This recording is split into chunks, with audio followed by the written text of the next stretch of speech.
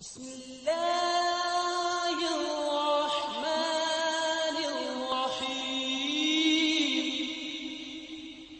चलें आज की वीडियो जो है वो शुरू करते हैं। आज की वीडियो में मैं आप लोगों को स्टेप बाय स्टेप गाइड करूंगा। यूकॉन कम्युनिटी पायलट प्रोग्राम है कनाडा का, उसके बारे में। अगर आप लोग कनाडा इमिग्रेशन के लिए जाना चाहते हैं, ठीक है, तो ये आप लोगों के लिए बेस्ट प्रोग्राम है। तो आप लोग काइंडली मेरी वीडियो को कंप्लीट देखना, मैं आप लोगों को स्टेप बाय स्टेप गाइड करूँगा। तो वीडियो में जाने से पहले मैं आप लोगों को ये बता दूं कि जो मेरी वीडियो है ये जस्ट एजुकेशनल पर्पज़ के लिए है। मैं या मेरी यूट्यूब चैनल का कोई भी मेंबर जो है किसी किस्म की अमेंडमेंट आती है यूकॉन कम्युनिटी पायलट प्रोग्राम के अंदर, तो हम उसके रिस्पॉन्सिबल नहीं होंगे। और ये आर्टिकल आप लोगों ने just as a guidance purpose के लिए यूज़ करना है। तो सबसे पहले देखते हैं कि इंट्रोडक्शन कर लेते हैं इस प्रोग्राम का। तो ये जो यूकॉन कम्युनिटी पायलट प्रोग्राम है, इसको YCP भी बोलते हैं। ये न्यू स्ट्रीम है, ठीक है। पहले यूकॉन नॉमिनी प्रोग्राम था, अब उन्होंने नाम इसको क्या दे दिया हुआ है, यूकॉन कम्युनिटी पायलट प्रोग्राम इन्होंने नाम दे दिया है इसका। ये प्रोग्राम जो है ये 2020 जनवरी 2020 में शुरू हुआ था और ये 3 साल के लिए ये प्रोग्राम जो है वो चलेगा। मतलब 2020, 2021 और 2022 तक ये प्रोग्राम जो है वो चलेगा। इसको ऑलरेडी 1.5 ईयर हो चुका है और 1.5 ईयर इसका जो है वो अभी बाकी है। तो इसके अलावा जो है if you have valid nomination for the permanent residency from Yukon, इसमें क्या होता है कि अगर आपके पास यूकॉन जो उनका प्रोविंस है वहाँ से आपको अगर नॉमिनेशन आ जाती है तो आपको 2 साल का जो है वो वर्क परमिट दिया जाएगा।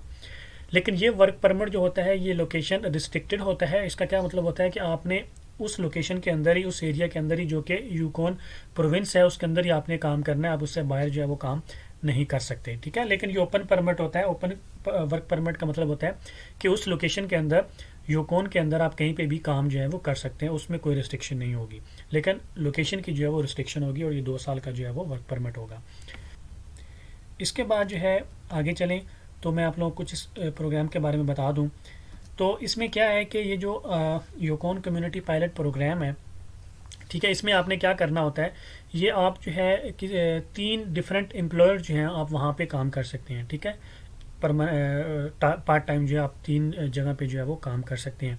लेकिन ये जो एम्प्लॉयर्स हैं, ठीक है, ये जो यूकॉन कम्युनिटी है उसके जो पार्टिसिपेंट हैं उनके अंदर ही होने चाहिए, ठीक है। मतलब कहने का क्या है कि यूकॉन पार्टिसिपेटिंग कम्युनिटीज़ का क्या मतलब है कि ये जो सिटीज़ हैं, ठीक है, यहाँ के अंदर ही ये कंपनीज जो हैं ये होने चाहिए। इन सिटीज़ के अंदर जो है वाइट हॉर्स है, वाटसन लेक है, डॉसन सिटी है, हिंस जंक्शन है, कार मैक्स है और कार क्रॉस है, ठीक है। ये जो सिटीज़ हैं, ये जो जगह हैं, इनके अंदर जो एम्प्लॉयर होगा वहाँ पे आप जो है वो काम कर सकते हैं। अप टू 3 डिफरेंट एम्प्लॉयर्स के पास आप जो है वो काम कर सकते हैं, ठीक है। इनके अलावा, इस प्रोविंस के अलावा आप कहीं पर भी काम नहीं कर सकते। इसके अलावा ये जो प्रोग्राम होगा, ठीक है, YCP, ये आपको 2 साल का जो है वो 2 साल के लिए वैलिड होगा, ठीक है। तो इसमें जो वर्क परमिट आपको दिया जाएगा वो 2 साल के लिए होगा। इसके अलावा जो बड़ी इंपॉर्टेंट इसके अंदर चीज़ है वो ये है कि इस प्रोग्राम के लिए आपकी जो है वो लेबर मार्केट इम्पैक्ट असेसमेंट नहीं होगी। ये बड़ी इंपॉर्टेंट चीज़ है, ठीक है। इसमें लेबर मार्केट इम्पैक्ट असेसमेंट नहीं होगी। अगर आपके पास जॉब ऑफ़र है कनाडा की तो आप जो है वो इस प्रोग्राम के लिए अप्लाई कर सकते हैं। इसके बाद नेक्स्ट देखें कि work permit eligibility. Work permit eligibility क्या है, उसके रिक्वायरमेंट्स क्या है। इसमें अंदर देखें, to qualify for the work permit you must have, ठीक है। अगर आपने वर्क परमिट के लिए क्वालिफाई आप तब होंगे अगर आपके पास ये सारी चीज़ें होंगी। इसमें नंबर 1 जो है आपके पास 2 और 3 एलिजिबल जॉब ऑफर्स, आपके पास 2 या 3 जो है वो जॉब ऑफर्स होनी चाहिए। और वो जॉब ऑफर्स जो है वो कहाँ से होनी चाहिए, जो भी मैंने थोड़ी देर पहले बताया ना, पार्टिसिपेटिंग यूकॉन कम्युनिटीज़ जो हैं वहाँ से होनी चाहिए। उन कम्युनिटीज़ के अलावा दूसरी कम्युनिटीज़ के पास से नहीं होनी चाहिए, ठीक है। मतलब यूकॉन के अंदर से ही आपको 2 या 3 जो हैं वो जॉब ऑफर्स होनी चाहिए। और ये जो जॉब ऑफर्स होंगी आपकी, ये फुल टाइम होनी चाहिए, पार्ट टाइम नहीं होनी चाहिए। और ये नॉन सीजनल होनी चाहिए, सीजनल नहीं होनी चाहिए। मतलब अगर कोई सीज़न आ जाता है तो उस वक्त जो जॉब्स ओपन हो जाती हैं वो नहीं होनी चाहिए, ये परमानेंट जॉब्स होनी चाहिए। क्लियर हो गया। और इसके अलावा आपका जो एक्सपीरियंस है वो इन जॉब्स की रिक्वायरमेंट्स जो है वो फुलफ़िल करता हो, मीट करता हो। तो ये कुछ जो है वो क्राइटेरियाज़ हैं, उसमें से नंबर 1 क्राइटेरिया ये है। इसके बाद नंबर 2 जो इसका क्राइटेरिया है वर्क परमिट लेने के लिए, वो है कि आपके पास जो है वो गवर्नमेंट ऑफ यूकॉन जो है वहाँ से आपके पास साइन लेटर ऑफ सपोर्ट होना चाहिए। अब अगले स्टेप में मैं आपको बताऊंगा कि ये क्या चीज़ होती है, ये लेटर के अंदर क्या चीज़ लिखा होता है जो आपको गवर्नमेंट जो है वो प्रोवाइड करती है। तो आपके पास साइन लेटर ऑफ सपोर्ट होना चाहिए फ्रॉम गवर्नमेंट ऑफ योकोन। इसके बाद आपके पास जो है वो जितनी भी वीज़ा से रिलेटेड जनरल रिक्वायरमेंट्स होंगी वो आपने पूरी करनी है। मतलब आपके ऊपर कोई क्रिमिनल रिकॉर्ड नहीं होना चाहिए।